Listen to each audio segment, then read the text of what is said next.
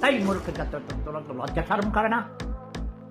লাগাতার হরতাল দিতে হবে, ধর্মঘট দিতে হবে, ওসব অবরোধ খবরোধ দিয়ে হবে না। সব চাকা বন্ধ করে দিতে হবে। অফিস চলবে না, আদালত চলবে না, রিক্সার চাকা ঘুরবে না, দোকানপাট খুলবে না। হরতাল ডাকা আমার কি কাজ? 69-এর গণ অভ্যুত্থানের আমি ছাত্র নেতা ছিলাম। আসাদ গেইকে যেখানে আমিও তার পাশে ছিলাম, সেই মিছিলে, সেই মিটিং।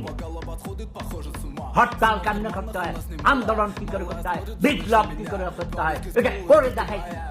দেশ স্বাধীন করে দেখাইছি। ওরা নির্লজ্জ বেহা ছাত্রলীগ করে, ছাত্র দল করে, ফকিন্নির পোড়ারা গরিব।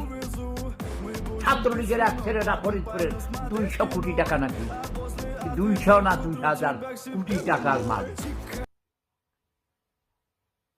হাও লজ্জা ছাড়া আছে ফকিন্নির পোড়ারা।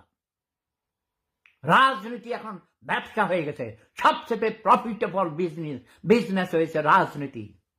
আইন সচিব, আইন মন্ত্রী সাহেব তৈয়ার হয়ে যান, তৈয়ার হয়ে যা।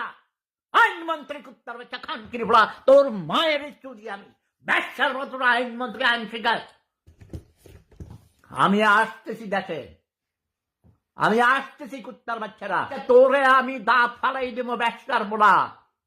খানকি বাগরি ফোলা লন্ডনে বসে মাগি বেজদি করস, মূর্খ সোদা খানকির ফোলা। তোরে বলছি না জাফর ভাই জাফরুল্লাহ চৌধুরী বলেছে স্কুলে ভর্তি হইতে লেখাপড়া করতে খানকি মাগির ফোলা। তোরে টাকা দেয় কারা আমি সব খবর জানি, সব খবর জানি। এখনো মাগি চৌদস খানকির ফোলা, সিলুটি মাগি চৌদস, তাই না?